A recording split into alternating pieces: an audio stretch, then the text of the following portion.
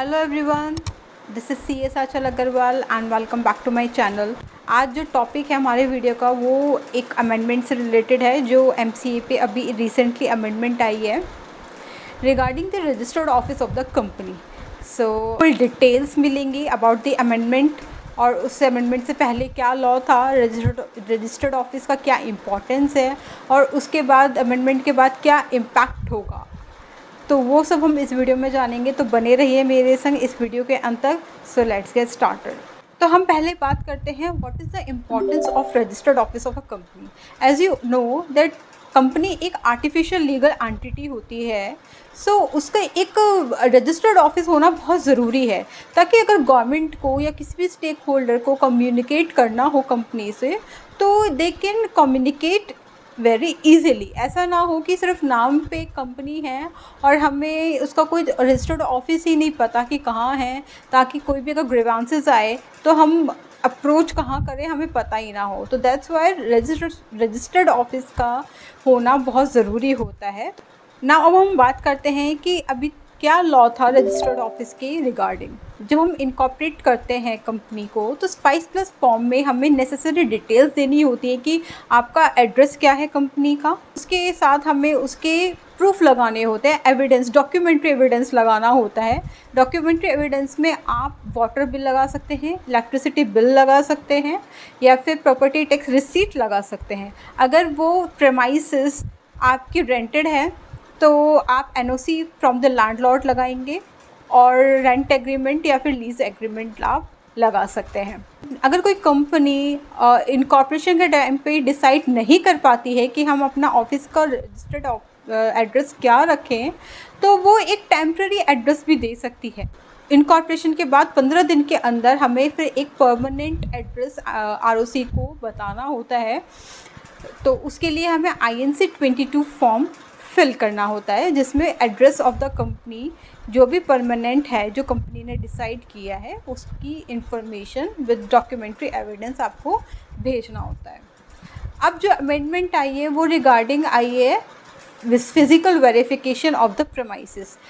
आप लोग ये देख ही रहे होंगे कि मार्केट में कितना फ्रॉड हो रहा है। तो जो भी वेरियस स्टेक होल्डर्स हैं या कंपनी के रिगार्डिंग में अगर कोई फ्रॉड से रिलेटेड कम्युनिकेशन डिपार्टमेंट को देना होता है तो समटाइम्स क्या आप एविडेंस करते हो कि कंपनी पेपर्स पे तो होती है बट उनका कोई फिज़िकली प्रेजेंस नहीं होता, जिस वजह से कंपनी फ्रॉड करके निकल जाती है और उनको ट्रेस करना बहुत ही मुश्किल हो जाता है।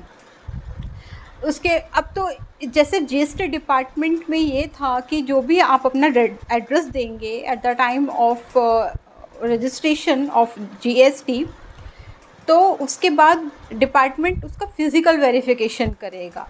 इसी तरह से तो MCA भी इसी अमेंडमेंट के साथ आया है कि जब भी आप कोई रजिस्टर्ड ऑफिस का एड्रेस देते हो ना इनकॉर्पोरेशन के बाद, उसके बाद डिपार्टमेंट अपने आप से एक फ़िज़िकल वेरिफिकेशन भी करेगा कि दैट यस जो हमें एड्रेस दिया गया है वो वैलिड है और उसका कोई फ़िज़िकली प्रेजेंस है, ताकि वो अपनी जो नोटिस है या फिर कोई भी कम्युनिकेशन करना है डिपार्टमेंट को कंपनी से वो इजीली इस्टेब्लिश हो पाए। सो जो रूल्स बनाए गए हैं उस रूल नंबर 25A के बाद एक रूल इंसर्ट किया गया है, rule number 25B regarding the physical verification of the company. इसके 5 सब रूल्स हैं तो वो क्या क्या कहते हैं हम वन बाय वन इसको देखते हैं। तो फर्स्टली ये बोलता है जो ROC है based on the information that person has sent along with the spice form, जो भी आपने एड्रेस स्पाइस फॉर्म भरते हुए आपने जो फिल किया होगा उसकी वेरिफिकेशन होगी। अब वो कैसे होगी? अब ROC क्या करेगा, जो एड्रेस आपने दिया होगा MCA को उस एड्रेस पे डिपार्टमेंट फिज़िकली जाएगा वेरीफाई करने के लिए। साथ ही जहाँ पे रजिस्टर्ड ऑफिस सिचुएटेड है उसके लोकल एरिया से 2 इंडिपेंडेंट विटनेस लिए जाएंगे और जो भी ऑफिसर फिज़िकल वेरिफिकेशन के लिए जाएगा अगर उसे नीड होती है तो वो लोकल पुलिस स्टेशन से रिक्वेस्ट कर सकता है कि वो फिज़िकल वेरिफिकेशन में उसकी हेल्प करे। नेक्स्ट क्या करेगा, डिपार्टमेंट से जो भी ऑफिसर जा रहा है वो जो भी एड्रेस आपने फिल किया होगा ना इनकॉर्पोरेशन के वक्त along with the necessary documents जो भी आपने एज एन एविडेंस डिपॉजिट किया होगा उसको साथ लेके उस रजिस्टर्ड ऑफिस पे जाएगा और उसकी ऑथेंटिसिटी को क्रॉस चेक करेगा। जो भी डॉक्यूमेंट्स वहाँ पे होंगे उसकी की ऑथेंटिसिटी करेगा कि जो हमें एड्रेस दिया गया है, सपोर्ट दी गई है एविडेंस के तौर पे, वो एग्जैक्ट मैच करती है या नहीं करती है। नेक्स्ट है जो डिपार्टमेंट फिज़िकल वेरिफिकेशन करेगा, तो जो भी प्रेमाइसेस की पिक होगी वो वहाँ से क्लिक करके कलेक्ट करेगा। उसके बाद डिपार्टमेंट जब अपनी फ़िज़िकल वेरिफिकेशन कर लेगा पूरी, तो उसके ऊपर जो भी उसके एनालिसिस हैं वेरिफिकेशन से रिलेटेड, उसकी एक रिपोर्ट तैयार करेगा और वो डिपार्टमेंट को सेंड कर देगा। और जो जिस फॉर्मेट में रिपोर्ट तैयार होगी वो गवर्नमेंट ने प्रिस्क्राइब कर दिया है कि इसी फॉर्मेट में आप अपनी रिपोर्ट तैयार करेंगे। अब इस रिपोर्ट में क्या क्या लिखना होगा वो आप यहाँ पे देख ही पा रहे होंगे PDF में, that you have to mention name and CIN of the company, then you have to mention the latest registered office of the company, then you have to mention the date of authorization letter issued by the MCA, then you have to mention name of the ROC, then you have to mention the date and time of visiting of the physical verification, then you have to mention the location along with the landmarks of the registered office of the company. Then you have to mention the details if there is any person available at the time of verification, then you can collect the details of that person.